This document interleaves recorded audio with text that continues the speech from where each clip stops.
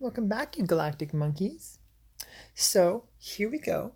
We got our oracle section in this episode of 1320 Time Stream. So yeah, let's just kind of take a look at all those energies real quick, just so you get a quick little imprint. And as always, pause it to kind of look at it a little deeper. I can sometimes go a little quick for most people.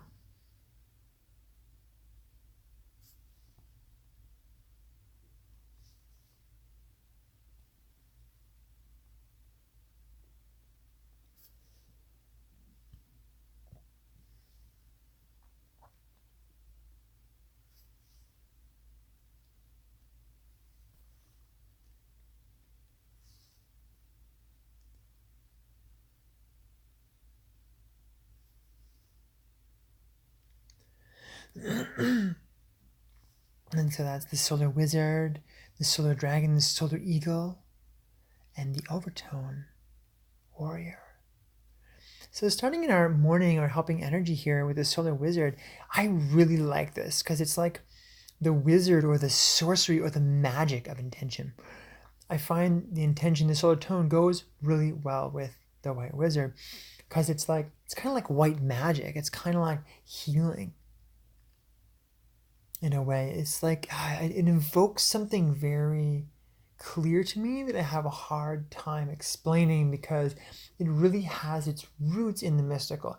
It has its root in being enchanted intentionally. It's very much too like that channeling energy, but we're like diving into this groove, we're reaching a state of timelessness and receptivity, and it's very intentionally moving as the helping power. It could be here to really temper the serpent, utilizing that intentional enchantment to kind of work. In actuality, now that I say it, it kind of reminds me of that like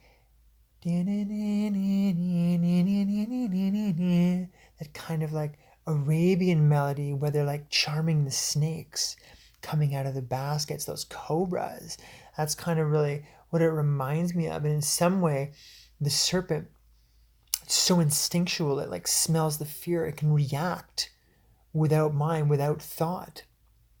And so in this way, such a primal energy requires a deep level of receptivity. You can't really be distracted around it. You must be ultimately focused, tuning deeply in to what that energy is here for. Recognize its presence. Give it that energy. Be timeless. Be with it until it doesn't need you to be with it anymore. Is the kind of vibe I get from this. Now, as we move on to the solar dragon, which is the guiding power of the day, the dragon, it's interesting because the dragon and the serpent have a lot in common.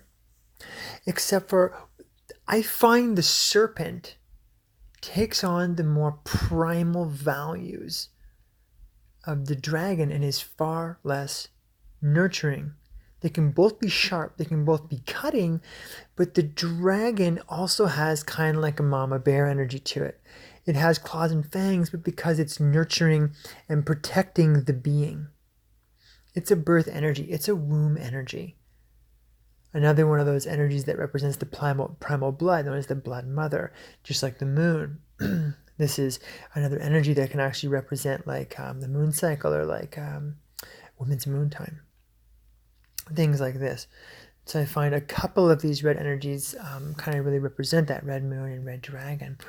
And so it's interesting because I feel in some way the serpent is like the analog power, the helping power is that, okay, let's stay focused in on the serpent, and then it kind of like gets directed and it begins kind of like moving up, and the serpent itself transforms and becomes the dragon. It kind of goes through that portal intentionally with that pulse energy, navigating, tagging it with enough that it's enough influence to begin moving that. And so in this way we begin to nurture our being and give birth to ourselves, give birth to the energies that are aligned with this guiding power today. And it's It's always an interesting thing to describe it because I find the most profound direction is given as we breathe. As we breathe this into ourselves, we will synchronize with those dynamics naturally, and we don't even have to know that we're doing it. We actually don't even know. And this is oh my God, I love this. And for me, this is actually this connection. This energy moving into a different receptive space, giving birth to this consciousness, giving birth to realized being. And we come out of the mind. And this is what I love about these meditations. I've been doing them for a long time. So we breathe into it. We give it our full attention, and then we completely let it go. We don't even reference it throughout the day. And we simply just allow that absorption in this practice to transform itself into immaculate and perfect trust. We trust ourselves. We trust how our heart is going to show up as the situations through the day unfold. And so we can surrender to that. We can just engage things as they arrive for us, as they come. Nurturing that being intentionally. I think that's a good one there. That's a good one for that. We'll move over here to the challenging power of the day, which is the solar eagle.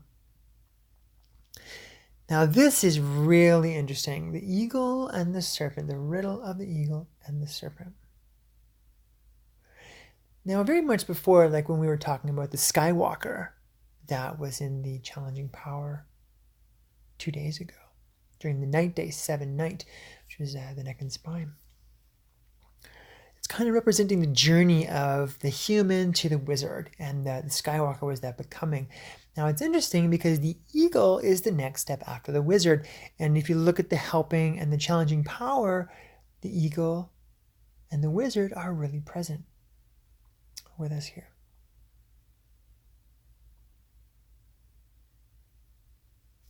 And I find that interesting because it's like the eagle is like the ascended wizard.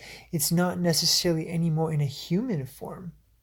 It's now just become a consciously embodied form. And of course, this intent and this pulse, the working with the energy, I find the word realization really kind of comes into here with the ego. Because it's that realization energy, realizing higher mind. Now, all of this being said, there's a beautiful riddle about the serpent and the eagle. And they have a natural conflict. It's actually even depicted in the Mexican flag. I've read about this in older books.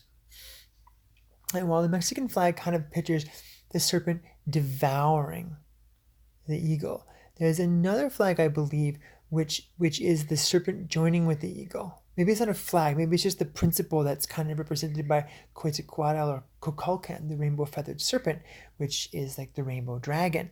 And so it's interesting because we kind of have a couple of these mythologies right here.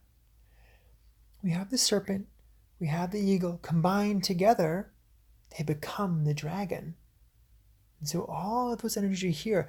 But because it's in the challenging aspect, it also kind of shows us that we can accidentally say, allow the ego to take too much command, allow the mind to interpret too much. And as far as the like higher and lower energy goes, if we were to say that the ego kind of represents sometimes more of that logical, definitive, objective masculine energy, especially if you just watch the other video that was posted today. And there was a Gene Keys session read, and it talks about this. It talks about this kind of energy, this surrendering to the feminine, as did the last 4-day cycle too, in many ways. And so it's like a feminine or the serpent, which is that more energy that's on the earth. The serpent is crawling on the earth. Its belly is on the earth. It only knows kind of what's in front of its face. It's a very sensual being. It's instinctually knowing where to go. It's following those vibrations. Oh, the eagle is so high up in the sky and believes it can see the whole picture. It sees things from a distance. It sees things from separation. It's not actually really connected because it's so separate from things. Now, these are all just analogies. We all know in our own medicines what these all mean to us. But in this way, it's a kind of a warning to, not let the eagle eat the serpent. To not let either of those energies get the better of each other. And so they can come together and become that dragon, that feathered serpent. Right? I'm kind of like initiating and sustaining that prophetic or that destiny energy within us, that unified paradigm energy within us. So let's go down here to the final energy of the day, which is the overtone warrior. Now, I kind of like this. Well, I like all the things. The reason I like this is because this seems like an empowering, solid, and pragmatic force today. The warrior being the overtone is very like baseline, considering it's even just a line, the empower, command, and radiance. And also because it is the kind of the warrior energy that's under the serpent. And if you kind of look at it, that kind of coiled energy there, it's very foundational. It's almost like the coil of Kundalini before it begins to rise. And so the fearlessness, the commanding fearlessness, the intelligence, all the other energies, like especially the eagle and the wizard, kind of have this very almost a volatile sense when compared with the serpent. And they're like pushing it to become, say, the dragon. The warrior feels like it's very pragmatic. It's in command of the situation. It's cool. It's acting very intelligently. And it's very foundational. It's not only being moved. It's very, I wouldn't necessarily at peace, but it's in its element. Is kind of what I feel with this. It questions the situation in order to sustain its grounding nature. Ask those appropriate questions, especially if they're survival based. Right? So that we can kind of dissolve them. If we're worrying about things, if we're in a fear state, well, what's the warrior saying? Fearlessness, which is heartfulness. So let's take an honest and heartfelt look at what's going on for us. And then it can rise up and then be dissolved. And then that's, that life force comes back in. Okay, now it's just time for that. The rest of it will come at this time, whatever that is. That feels good. And so I believe that sums up the Oracle section of this episode of 1320 Time Stream. Much love, y'all. Stay tuned for the Mind Pyramid meditation.